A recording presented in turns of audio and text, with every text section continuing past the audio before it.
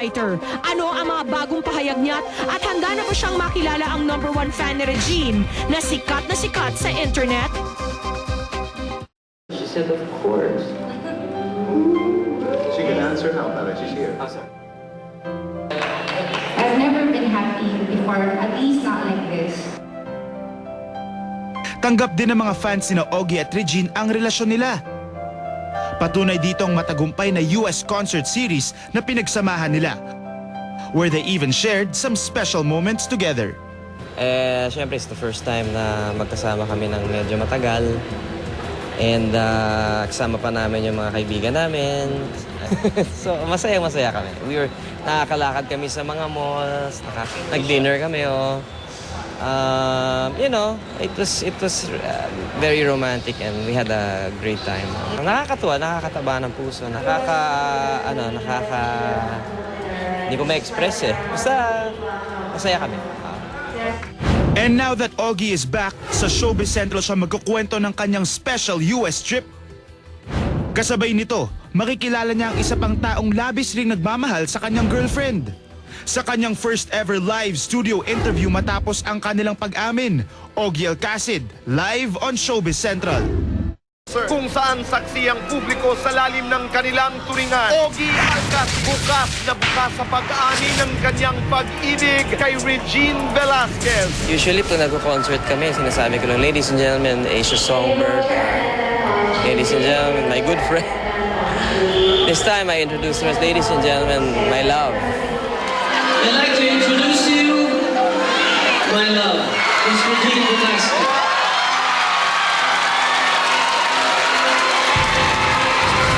Ogie Alcacid at Regine Velasquez sa panibagong yugto ng kanilang buhay bilang magkarelasyon sa kanilang San Francisco, USA concert noong June 30. Di magkamayaw ang mga manunood sa kanilang nasaksihan. Nung lumabas siya, parang hindi ko alam yung maiiyak ako and she looked so beautiful and so gusto ko siyang yakapin nun, but hindi ko magawa kasi nasa entablado kayo, kailangan mag-perform pa rin kayo, but it was so unforgettable, the way she looked at me, the way I looked at her, and people just cheering, and it was magical. Sa loob ng ilang mga araw sa Amerika, naging pagkakataon rin ito para kina Ogie at Regine na mamuhay ng normal at malayo sa intriga. It's the first time na magkasama kami ng medyo matagal. Masaya-masaya kami. Nakakalakad kami sa mga malls, nag-dinner kami. It was very romantic and I'm so happy at masaya. Hindi ka na nagtatago, di ba? Lubos ang sayang nababakas sa mata ni Ogie dahil ngayon maging si Regine at ang dating asawa ni Ogie na si Michelle Van Aimeren nagkaroon na ng pagkakataong makapag-usap. That meeting was very private, very special to me. I was very happy. I was touched by the gesture of both Michelle and Regine. So, I was very happy. Nakausap ko siya few days ago and then sabi niya, alam mo, Ogs, mo nang pansinin kung sino man ang nagsasalita ng masama tungkol sa'yo or sa inyong dalawa. Kasi mahalaga naman yung tayo eh. Tayo, nagkakaintindihan tayo, pamilya tayo. At sabi niya, keep your chin up. Maganda yung mga sinasabi niya sa akin. Michelle is enjoying, her private life and that is one thing that she has always requested from me and I will always respect that.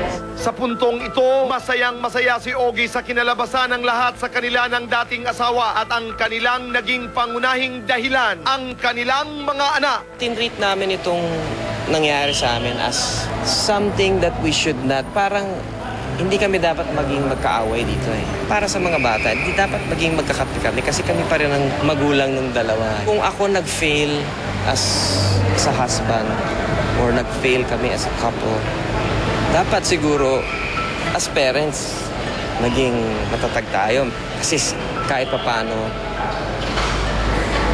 Sila yung pinakamahalaga eh. Sa lahat ng sumusubaybay sa pagmamahala ni na Ogie at Regine, isang katanungan ngayon kung kailan nila dadalhin sa simbahan ang kanilang pag-iibigan. At ang siguradong sagot ni Ogie, Hindi ba pwede? Pagkaayos na ang lahat, yan, pwede na siguro. Siyempre, kailangan ko namang sabihin muna yan. Siyempre, sa mga magulang niya. So, sinasabi ko na I'd like to do that. Pero hindi pa ako humihingi. Di ba? Kailangan ko hingin ko muna. Dapat magbigay galang naman tayo dun sa mga mahal niya. Let's all pray na mangyari yun. Mag-grant tayo ng isa pang pagkakataon para gawin yun. Reg,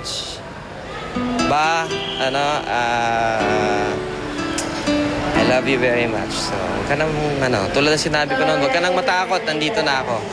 So, everything will be okay. at ang isa pang eksplosibong revelasyon. Napansin ng The Buzz ang paggamit ni Ogie Alcacid ng isang termino bilang tawagan nila ni Regine Velasquez. Ang terminong ito, Baba. Tama po sa kanya. Oo, kasi yun ang tawag, sa Australian tawag sa mga baby, baba eh. Hi, Baba. so wait, I didn't get it. Is it Baba. or Baba. Baba. BBA. So it's Baba. Buba. Pagkatapos nating mapanood ang mga eksenang yan, kasama si Regina at si Ogie, ano ang iyong naramdaman, Rufa? It's so nice pala talaga to fall in love, Tito Boy, no? Parang na,